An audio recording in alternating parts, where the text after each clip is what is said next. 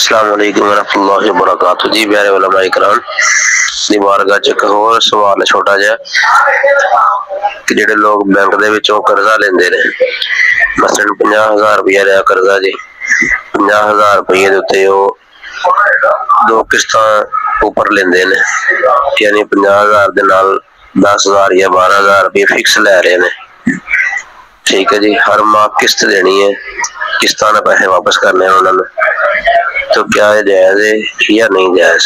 ہاں جی، یعنی 50,000 روپیہ لیا ہے، ہر ماہ قسط دینی، دو قسطاں ود دینیاں نے، یعنی 12,000 بن جائے گی، 14,000 بن جائے گی۔ اگر 50 دے نال اگر 14,000 روپیہ دینا تو 64,000 روپیہ دینا سی، یعنی کچھ انہوں نے، ہاں جی، یعنی فکس پیسے، یعنی کہ یہ تھوڑی معلومات دے دو، مہربانی ہے، اللہ تعالیٰ کا جزا دے، اللہ برکت دے۔ جی وعلیکم السلام ورحمۃ اللہ وبرکاتہ۔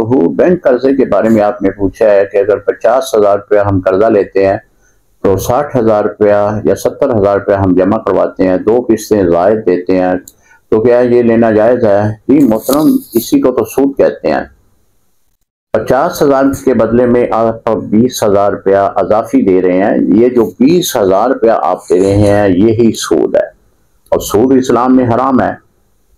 اگر 50,000 روپے کے بدلے میں آپ کو 50,000 روپے ہی جمع کروانا ہے تو یہ قرض حسنہ ہے، آپ اسے لے سکتے ہیں، شرعی طور پر کوئی ممانعت نہیں ہے۔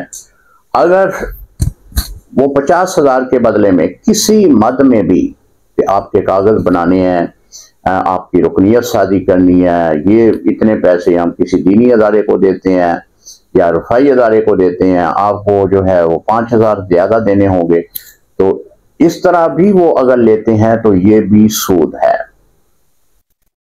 سود بہت سخت وعید ہے، حرام ہے، بہت سخت گناہ ہے، اس سے بچیں۔ السلام علیکم ورحمۃ اللہ وبرکاتہ۔